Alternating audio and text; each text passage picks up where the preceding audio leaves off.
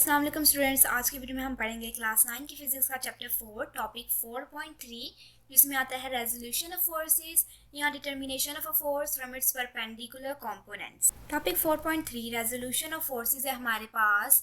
The process of splitting up vectors forces into their component forces is called resolution of forces. Forces को या vectors को split करना, उनको तोड़ना उनके कंपोनेंट फोर्सेस में, यानी जिससे मिलकर वो बने हैं उनके एक्स फोर्स और वाई कंपोनेंट फोर्स में, उसे हम कहते हैं resolution of force. If a force is formed from two mutually perpendicular components, then such components are called its perpendicular components. अगर फोर्स दो परपेंडिकुलर कंपोनेंट से मिलकर बना है तो उन कंपोनेंट्स को उस फोर्स के परपेंडिकुलर कंपोनेंट्स कहा जाता है। Splitting up of a force into two mutually perpendicular components is called the resolution of that force. अब एक फोर्स को उसके म्यूचुअली परपेंडिकुलर कंपोनेंट्स, यानी दो ऐसे परपेंडिकुलर कंपोनेंट्स जो आपस में परपेंडिकुलर हैं, म्यूचुअली परपेंडिकुलर यानी आपस में वो परपेंडिकुलर हैं, उनको तोड़ना उसे हम कहते हैं रेजोल्यूशन ऑफ दैट फोर्स। उस फोर्स की रेजोल्यूशन होती है वो। तो हम यहाँ पे देखते हैं इसकी एक्सप्लेनेशन क्या है। Consider a force F represented by line OA making an angle theta with x axis. Angle कोई सी भी हो, हम उसे यहाँ पे थीटा से बस रिप्रेजेंट कर रहे हैं। जैसे हम किसी साइड को ए बी से रिप्रेजेंट करते हैं तो इस तरह एंगल को हम थीटा से रिप्रेजेंट कर रहे हैं। तो हम क्या करते हैं, कंसिडर करते हैं एक फोर्स F जो लाइन ओ ए से रिप्रेजेंट किया जा रहा है और ये एक एंगल थीटा बनाता है एक्स एक्सिस के साथ। ये एक्स एक्सिस है हमारे पास, ये वाई एक्सिस है, और ये फोर्स F जो है ओ ए से रिप्रेजेंट हो रहा है, ये एक्स एक्सिस के साथ एक एंगल बना रहा है। उस एंगल को हमने थीटा से रिप्रेजेंट किया। Draw a perpendicular A B on X axis from A. हम एक परपेंडिकुलर ए बी ड्रॉ करेंगे एक्स एक्सिस से ए तक, यानी एक्स एक्सिस से ए तक हम ज्वाइन करेंगे एक लाइन, और वो होगा इस फोर्स का एक perpendicular. According to head to tail rule, O A is the resultant of vectors represented by O B and B A. Head to tail rule के मुताबिक ओ ए जो है ये रिजल्टेंट होगा वेक्टर ए बी और ओ बी का। यानी अगर हमने यहाँ से एक्स एक्सिस से एक लाइन बनाई, इसको ए से ज्वाइन कर दिया, इसी तरह यहाँ से इसको ओ से ज्वाइन कर दिया, तो हमारे पास इस तरह ये कंपोनेंट्स, ये दो वेक्टर्स बन जाएंगे। और हेड टू टेल रूल के मुताबिक जो एफ फोर्स हमें गिवन था वो इन फोर्सेस का रिजल्टेंट था। Thus O A is equal to O B plus B A. और अगर वो रिजल्टेंट था तो ओ ए जो है ये इक्वल होगा ओ बी प्लस बी ए के, यानी जो दो वेक्टर्स हैं इनको हम ऐड करेंगे तो हमारे पास एक रिजल्टेंट वेक्टर आएगा जो है O A. The components O B and B A are perpendicular to each other. अब कॉम्पोनेंट ओ बी और बी ए ये दोनों परपेंडिकुलर हैं आपस में, वो इसलिए क्योंकि यहाँ पे हमें पता चल रहा है कि इनकी 90 डिग्री की एंगल बनती है। They are called perpendicular components of O A representing force F. तो ये ओ ए के परपेंडिकुलर कॉम्पोनेंट्स होंगे, ओ ए जो के फोर्स एफ को रिप्रेजेंट कर रहा है। Hence OB represents its x component fx and BA represents its y component fy. तो OB जो है ओ बी ये इसका x component F x represent करेगा, इसे हम एफ एक्स का नाम दे देंगे, और वो इसलिए क्योंकि ये x एक्सिस के साथ है, जबकि ओ ए बी जो है ये एफ वाई कंपोनेंट रिप्रेजेंट करेगा, या y कंपोनेंट, क्योंकि ये इसके y एक्सिस के अलोंग है। Therefore, equation 4.1 can be written as f is equal to fx plus fy. तो इक्वेशन 4.1 को, जो कि आपकी बुक में ये थी, इसे हम ये भी लिख सकते हैं F X is equal to F X plus F Y. वो इसलिए क्योंकि ओ ए रिप्रेजेंट कर रहा है एफ को, फिर ओ बी रिप्रेजेंट कर रहा है एफ एक्स को, और ए बी रिप्रेजेंट कर रहा है एफ वाई को। तो O A is equal to O B plus B A, यानी ये लिख सकते हैं हम F is equal to F X plus F Y. अब हम ये देखते हैं आगे, हम कहते हैं द मैग्नीट्यूड्स। इनकी डायरेक्शन तो हमें यहीं से मिल गई। जब हमारे पास एक फोर्स गिवन था उससे हमने इसके कंपोनेंट्स निकाले तो इनकी डायरेक्शन हमें पता चल गई, लेकिन अब इनके मैग्नीट्यूड कैसे फाइंड किए जाएं, कि इनकी लेंथ क्या है, वो फाइंड करने के लिए the magnitudes F X and F Y of forces F X and F Y can be found using the trigonometric ratios. इन्हें फाइंड करने के लिए हम ट्रिग्नोमेट्रिक रेशोज़ यूज़ करेंगे। और इससे पहले आपको पता होना चाहिए ट्रिग्नोमेट्रिक रेशोज़ क्या होते हैं। यहाँ पे आपकी बुक में ये एक बॉक्स गिवन है जिसमें ट्रिग्नोमेट्रिक रेशोज़ एक्सप्लेन किए गए हैं। The ratios between any of its two sides of a right angle triangle are given certain names such as sine, cosine, etc. अब एक ट्रायंगल की जो राइट एंगल ट्रायंगल हो यानी 90 डिग्री की ट्रायंगल हो, उसके जो दो साइड्स का रेशो हो या दो साइड्स को डिवाइड किया जाए तो उनको सर्टेन नाम दिया गया है, जैसे कि साइन, कोसाइन या टेंजेंट। और साइन को हम रिप्रेजेंट करते हैं इस तरह, कोसाइन को इस तरह कॉस से और टेंजेंट को इस तरह टैन से। अब consider a right angle triangle A B C having angle theta at A, यहाँ पे थीटा आना था यानी ये वाला साइन। तो हम कंसिडर करते हैं एक राइट एंगल ट्राइंगल यानी 90 डिग्री वाली ए बी सी जिसके पास थीटा एंगल हो ए की साइड पे।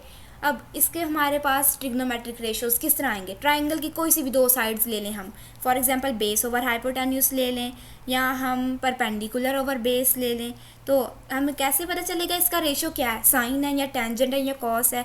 इस सब को याद रखने के लिए आप एक लाइन याद कर लें, एक सेंटेंस याद कर लें और फिर आपको पता चल सकता है कि कौन सा रेशो किसके लिए।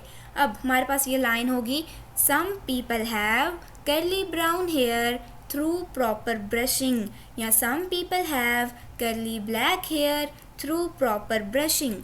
अब इस लाइन के पहले तीन वर्ड्स सम पीपल हैव, इससे आपके पास पहला रेशियो आ जाएगा। सम यानी साइन की बात कर रहे हैं, पीपल हैव यानी परपेंडिकुलर ओवर हाइपोटेन्यूस। तो अगर हम परपेंडिकुलर ओवर हाइपोटेन्यूस करें यानी ट्रायंगल, इस ट्रायंगल की side B C over A B करें, इन दोनों का रेशो लें तो ये हमारे पास इक्वल होगा साइन थीटा के। और साइन थीटा आप कैलकुलेटर पे कर सकते हैं, यानी साइन पुट करेंगे और थीटा आपके पास कोई भी जो एंगल गिवन है। अब कॉस थीटा के लिए करली ब्राउन हेयर, बाकी तीन वर्ड्स आप देखेंगे, करली यानी कॉस की बात हो रही है और ब्राउन हेयर यानी बेस ऊपर आएगा और हाइपोटेन्यूस नीचे, बेस ओवर हाइपोटेन्यूस, तो वो होता है हमारे पास कॉस। इसी तरह थ्रू प्रॉपर ब्रशिंग, तो टैन हमारे पास होता है परपेंडिकुलर ओवर बेस। ये रेशोज़ हैं, ये आपको याद होने चाहिए। अब थीटा की अगर हम बात करते हैं तो साइन थीटा अगर ज़ीरो है, यानी अगर आप थीटा के अंदर 0 डिग्री की एंगल लगाते हैं, अगर आप कैलकुलेटर पे साइन पुट करते हैं और 0 लिखते हैं, साइन 0, तो आपके पास इसका आंसर आएगा 0। साइन 30, इसका आंसर होगा 0.5। इस तरह यहाँ पे आपके पास कुछ इंपॉर्टेंट एंगल्स के रेशोज़ गिवन है जो कि हैं 0 डिग्री, 30 डिग्री, 45 डिग्री, 60 डिग्री और 90 डिग्री। ये कुछ इंपॉर्टेंट एंगल्स हैं जिनके रेशोज़ आप याद कर सकते हैं, और अगर याद नहीं करना तो आप इसको कैलकुलेटर पे सॉल्व करके लिख सकते हैं। लेकिन यहाँ पे टैन थीटा का 90 डिग्री का रेशो आप देखें इन्फिनिटी, यानी इसका आंसर आपको कैलकुलेटर नहीं देगा, इस पे आपके पास आ जाएगा मैथ एरर, क्योंकि टैन थीटा 90 डिग्री यानी टैन 90 डिग्री का जो रेशो है वो है इन्फिनिटी। अब इस ट्रायंगल के मैग्नीट्यूड फाइंड करने के लिए हमने ट्रिग्नोमेट्रिक रेशो यूज़ करने हैं, तो वो हम करते हैं in right angle triangle O B A. यहाँ पे हमारे पास ट्रायंगल है O B A. Since fx over f is equal to OB over OA is equal to cos theta, तो हम यहाँ पे कह रहे हैं fx over f यानी base over hypotenuse is equal to cos theta. वो किस तरह, करली ब्राउन हेयर, यानी cos is equal to base over hypotenuse, base थी fx और हाइपोटेन्यूस है f, तो ये इक्वल होंगे कॉस थीटा के। और यहाँ पे हमारे पास बेस थी OB और हाइपोटेन्यूस था OA, तो हम इसको इस तरह भी लिख सकते हैं। अब हमने यहाँ पे fx का मैग्नीट्यूड फाइंड करना है, तो उसका मैग्नीट्यूड फाइंड करने के लिए हम fx को एक साइड पर रहने देंगे, f यहाँ पे उसके साथ डिवाइड हो रहा है तो दूसरी साइड पे जाके मल्टीप्लाई हो जाएगा। fx का आंसर होगा हमारे पास fx is equal to f cos theta, यानी आपके पास अगर कोई फोर्स गिवन है f और कोई एंगल गिवन है थीटा, तो आप करेंगे f multiply by cos theta, तो फिर आपके पास उनके परपेंडिकुलर कंपोनेंट का मैग्नीट्यूड आ जाएगा। इसी तरह अगर दूसरे परपेंडिकुलर कंपोनेंट का मैग्नीट्यूड फाइंड करना है तो एफ वाई ओवर एफ क्यों हम ले रहे हैं, हम यहाँ पे यही वाला कंपोनेंट क्यों ले रहे हैं, यानी F Y over F X वाला भी ले सकते हैं। वो इसलिए नहीं ले रहे क्योंकि हमारे पास एफ गिवन है, जो एक टर्म गिवन है उसको हमने साथ रखना है। एफ हमारे पास गिवन था, एफ वाई हमने फाइंड करना है, एफ वाई ओवर एफ। तो एफ वाई हमारे पास जो यहाँ पे परपेंडिकुलर है, एफ हाइपोटेन्यूस है और परपेंडिकुलर ओवर हाइपोटेन्यूस होता है साइन थीटा, इसलिए हम यहाँ पे लिखेंगे F Y over F is equal to sine theta. B A over A O A, ये इस ट्रायंगल के मुताबिक है, ये भी आप लिख सकते हैं। अब यहाँ पे f डिवाइड हो रहा है, दूसरी साइड पे जाके मल्टीप्लाई हो जाएगा, एफ वाई की वैल्यू होगी हमारे पास f साइन थीटा।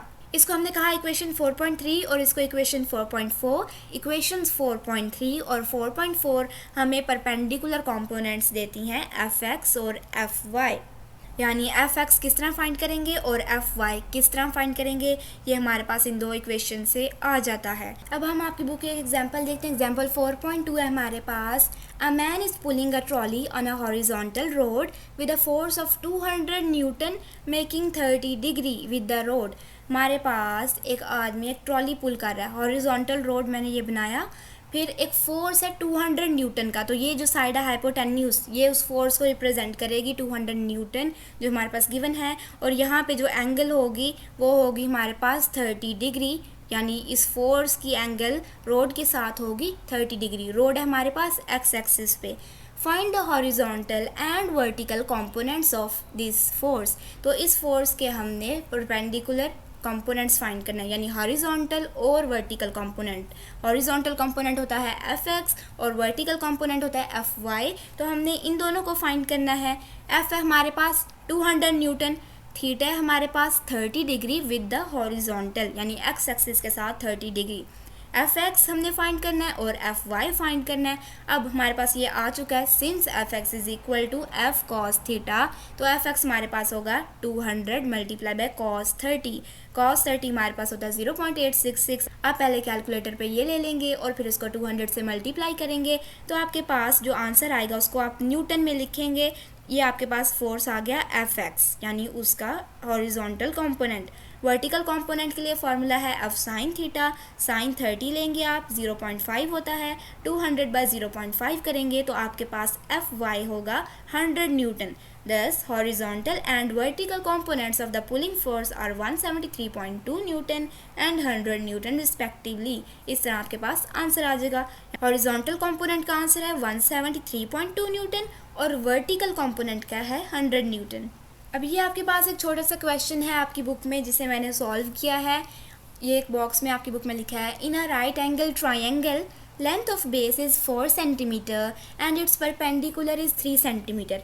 आपको उन्होंने कहा एक राइट एंगल ट्राइंगल है और उस राइट एंगल ट्राइंगल में बेस की लेंथ हमें गिवन है 4 सेंटीमीटर और उसके परपेंडिकुलर की लेंथ गिवन है 3 सेंटीमीटर। तो हमने उसके हाइपोटेन्यूस की लेंथ फाइंड करनी है। हाइपोटेन्यूस की लेंथ फाइंड करने के लिए हम पाइथागोरस थ्योरम अप्लाई करेंगे। पाइथागोरस थ्योरम क्या होता है, hypotenuse is equal to base square plus perpendicular square. तो हाइपोटेन्यूस है यहाँ पे ए सी, उसका square is equal to base A B square plus perpendicular जो है हमारे पास बी सी है उसका स्क्वायर। ये हमने पाइथागोरस थ्योरम का फॉर्मूला पुट किया। ए सी स्क्वायर यानी हाइपोटेन्यूस को हम फाइंड कर रहे हैं वो वैसे ही रहेगा। ए बी बेस के अंदर हम उसकी वैल्यू पुट करेंगे 4 और बी सी जो हमारे पास परपेंडिकुलर है उसकी वैल्यू पुट करेंगे 3। इसको सॉल्व करेंगे तो हमारे पास ए सी स्क्वायर की वैल्यू आएगी 25। अब ए सी की फाइंड करने के लिए हम दोनों साइड पे स्क्वायर रूट लेंगे।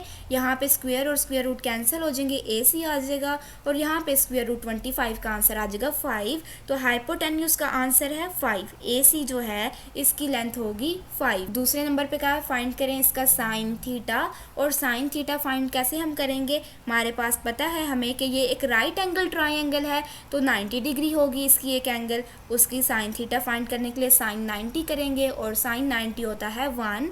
इसी तरह कॉस 90 होता है 0 और tan 90 होता है इन्फिनिटी। इस तरह हमने इसके ये रेशियोज भी फाइंड कर लिए। उम्मीद है आपको समझ आ गया है। अगर कोई भी कन्फ्यूजन है या क्वेश्चन पूछना है तो कमेंट्स में ज़रूर पूछिए। और अब हम देखेंगे determination of a force from its perpendicular components. उसमें हमारे पास एक फोर्स गिवन था और उसके परपेंडिकुलर कंपोनेंट्स हमने ढूंढे। इसमें हमारे पास परपेंडिकुलर कंपोनेंट्स गिवन है और हमने उस फोर्स को ढूंढना है उसके परपेंडिकुलर कंपोनेंट्स से। Since a force can be resolved into two perpendicular components, its reverse is to determine the force knowing its perpendicular components. जैसा कि फोर्स को हम उसके दो परपेंडिकुलर कंपोनेंट्स में रिजॉल्व कर सकते हैं, तो उसका उल्टा यानी उसका रिवर्स होगा कि हम उस फोर्स का पता लगाएं उसके उन परपेंडिकुलर कंपोनेंट्स से। Consider F X and F Y as the perpendicular components of force F. हम कंसिडर करते हैं यहाँ पे कि एफ एक्स और एफ वाई एक फोर्स एफ के परपेंडिकुलर कंपोनेंट्स हैं। These perpendicular components fx and fy are represented by lines OP and PR respectively. इसे हम इस फिगर में ओ पी से रिप्रेजेंट करेंगे एफ एक्स को और पी आर से रिप्रेजेंट करेंगे एफ वाई को। According to head to tail rule, head to tail rule के मुताबिक क्या होगा, O P plus P R हमें देगा एफ, यानी ओ आर रिजल्टेंट वेक्टर होगा जो हमने फाइंड करना है। So according to head to tail rule, OR is equal to OP plus PR. Thus, OR will completely represent the force F whose x and y components are Fx and Fy respectively. तो OR जो है ये completely represent करेगा force F को जिसके X Y components होंगे Fx और Fy, यानी F is equal to Fx plus Fy. The magnitude of the force F can be determined using the right angle triangle OPR. अब हमने इसका magnitude find करना है OR का, यानी F फोर्स का इसमें, तो वो हम फाइंड कर सकते हैं राइट एंगल ट्रायंगल OPR को यूज़ करके, यानी हम इसको फाइंड कर सकते हैं पाइथागोरस थ्योरम से। हम इसमें पाइथागोरस थ्योरम अप्लाई करेंगे, यानी hypotenuse OR square is equal to base square plus perpendicular square. Base थी हमारे पास ओ पी और परपेंडिकुलर पी आर, तो O P square plus P R square. अब यहाँ पे ओ आर था हमारे पास एफ, ठीक है, ओ आर हमारे पास एफ था, उसके अंदर हमने एफ लिख दिया, F square is equal to O P था हमारे पास F X square plus P R था हमारे पास एफ वाई, तो एफ वाई स्क्वेयर ये हमारे पास इस तरह से आ गया। और फोर्स एफ को हमने फाइंड करना है, तो हम क्या करेंगे, दोनों साइड पे स्क्वायर रूट ले लेंगे, यहाँ पे स्क्वायर और स्क्वायर रूट कैंसिल हो जाएगा, एफ की वैल्यू हमारे पास आएगी square root F X square plus F Y square. इसे हमने एक इक्वेशन का नाम दे दिया। The direction of force F with X axis is given by, अब ये जो इक्वेशन है यही आपका एक फार्मूला है, इससे आप हमेशा फाइंड कर पाएंगे एफ की वैल्यू। अगर आपके पास कोई एग्जांपल है आगे जिसके अंदर आपने एफ को फाइंड करना है और एफ एक्स और एफ वाई की वैल्यूज गिवन है, तो आप ये वाला फार्मूला पुट करके एफ को फाइंड कर सकते हैं। अब डायरेक्शन कैसे फाइंड करना है इस फोर्स एफ का, इसका फोर्स इस तरह से मिल सकता है हमें tan थीटा से। tan theta is equal to P R over O P, यानी tan थीटा क्या होता है, थ्रू प्रॉपर ब्रशिंग होता है, यानी परपेंडिकुलर ओवर बेस, और परपेंडिकुलर था हमारे पास पी आर और बेस था ओ पी, तो P R over O P. tan theta is equal to P R over O P, और पी आर था एफ वाई जबकि ओ पी था F x. tan theta is equal to F Y over F X. और अब यहाँ पे हम क्या करेंगे, हमें थीटा फाइंड करना है, यानी उसका डायरेक्शन फाइंड करना है, उसकी एंगल फाइंड करनी है। ये फाइंड करने के लिए हम tan को दूसरी साइड पे मूव करेंगे और थीटा को एक साइड पे रहने देंगे।